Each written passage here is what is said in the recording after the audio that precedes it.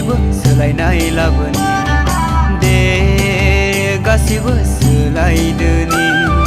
दे बयबो सोलायनाय लाबोनि दे गासैबो सोलायदोनि बिटिआरनि दफाफोरखौ मावफुंलांनो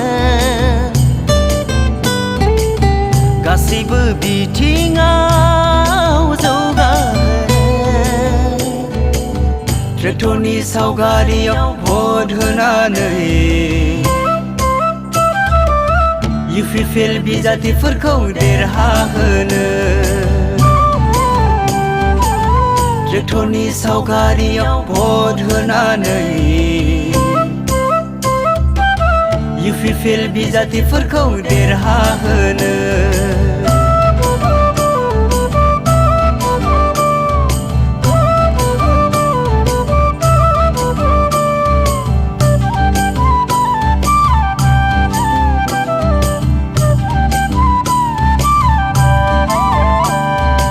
UPPL long live हाग्रामा महिलारिनि 17 बोसोर खुंथायनि मडेल BTC मडेल लामा नै रायजोफोर नाय बेफोरनो जाहैबाय जौगानायनि नमुना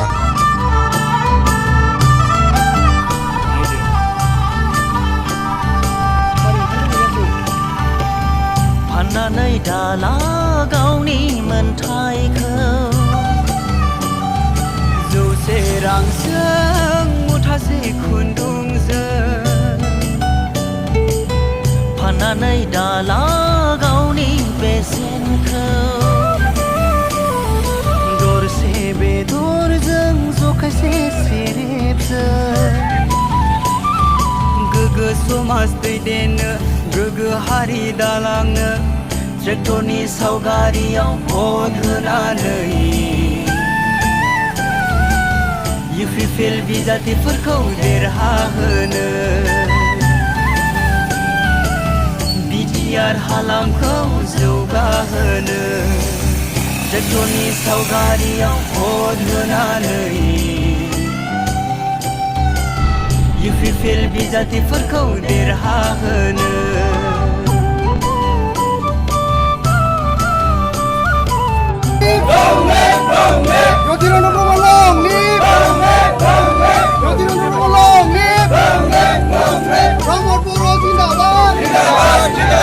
UPPL long live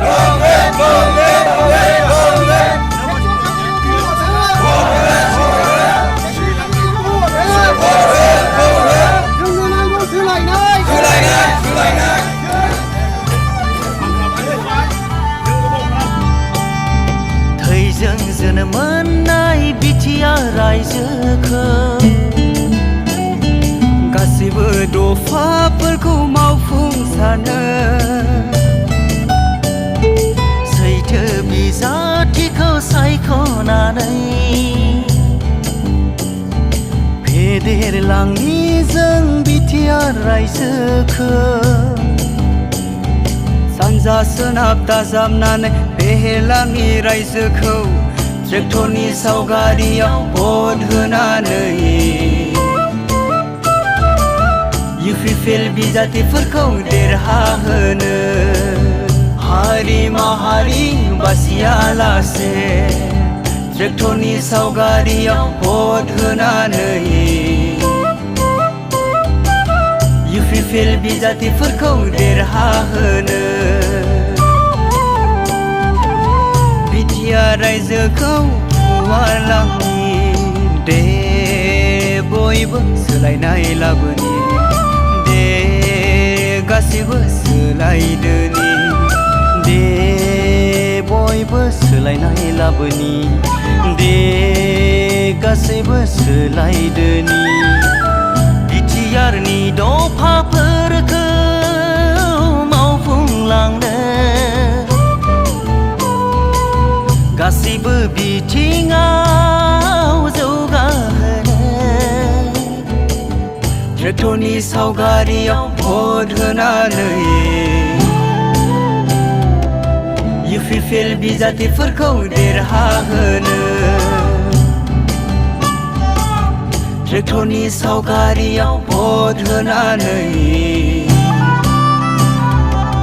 UPPL बिजाथिफोरखौ देरहाहोनो